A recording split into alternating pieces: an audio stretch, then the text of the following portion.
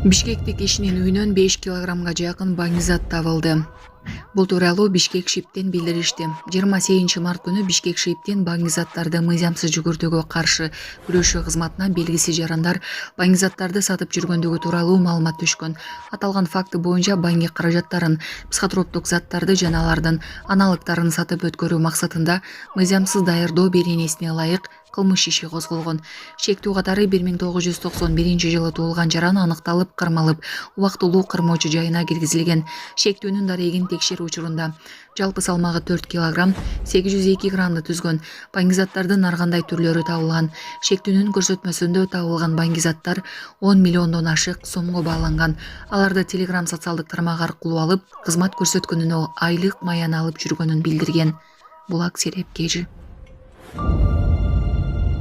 Аферисттерге жем болбогула. Шылуундар актер Аскат Сулаймановдун видеосун өз кызыкчылыктары үчүн колдонуп жүрүшкөн.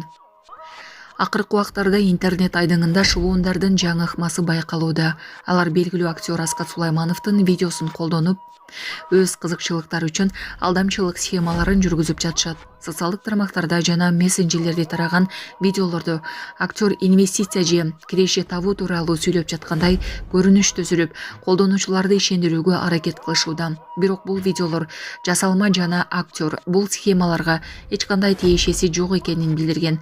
Мындай алдамчылыкка кабылбаш үчүн расмий булактарга гана ишенип, чек жараткан сунуштарга көңүл бурбоо сунушталат. Эгерде сиз ушундай көрүнүшкө туш болсоңуз, тиешелүү органдарга кабарлап коюңуз. Булак Биякежи. Ассаламу алейкум. Урматтуу достор. Азыр мен видеолорду көрдүм. Мен видеолорумду чыгарып алып, 84 миң, 88 миң, 90 миң акча которуп ал өзүңө деп бир мошенниктер чыгып атыптыр да, ага ишенбегиле. Мен азыр видеону туштаганга аракет кылам. Саламатсыздарбы, урматтуу мекендештер? Өзүңүздөргө белгилүү болгондой, Москва шаарында рейдтер, массалык кармоолор күч алууда. Андыктан документи жок жүрүүдөн абайлаңыз. Эң башкысы официалдуу адамдарга кайрылыңыздар. Таза регистрация мыйзамдуу түрдө даярдайбыз. Мөөнөт өтүп кетсе, базадан чыгып кетсе, Сахарова карточка, ДМС, ННН, СНИЛС, ОМС, медкарта, трудовой договор, кара тизмеден текшерүү, деги эле иш кагаздарда кандай көйгөй болбосун кайрылыңыздар. Байланыш телефону +7 915 126 73 29.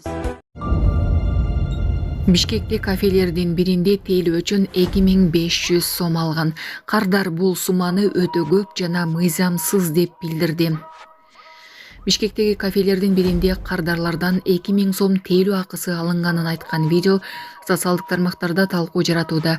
Кардар бул сумманы өтө көп жана мыйзамсыз деп эсептеп, наразычылыгын билдирген. Шаардагы көпчүлүк коомдук тамактануу жайлары эсептен 15% өлчөмүндө тейлөө акысын кошуп, кардарларга эскертпей туруп, кошумча төлөм алып келишет. Бирок мындай практика көпчүлүк жарандар тарабынан адилетсиз жана негизсиз деп сынга алынууда. Сиздин ой пикириңиз кандай? Албетте комментарийге калтырыңыз. Болушат экен, уялганга дагы үстүнө 1000 сом кошуп берет экенсиң, анан мынтип карап ойлонуп калдым да. Вообще вы с этим согласны? И кроме этого, канча мамлекетти кыдырдым. Бир да мамлекетте мындай нерсе көргөн эмесмин да. Мне кажется, бул нерсе Кыргызстанда эле бар окшойт. И мен ойлойм, люди готовы платить за качественное обслуживание, оставлять чаевые, да? Но я думаю, это должно соответствовать. Сиздердин оюңуздар кандай? Мьянмада улуттук аза күтүү жарыяланды. Мьянманын премьер-министри Мин Аунг Hlайн жер сүрөлөрдүн кесепеттерине байланыштуу өлкөдө улуттук аза күтүү күндөрүн жарыялады. Адамдардын өмүрүн алган жана зыян алып келген кырсыкка байланыштуу 31 марттан 6 апрелге чейин 7 күн улуттук деңгээлде аза күтүү күндөрү деп жарыяланды. Бул күндөрү улуттук желек түшүрүлүшү керек деп айтылат билдирүүдө.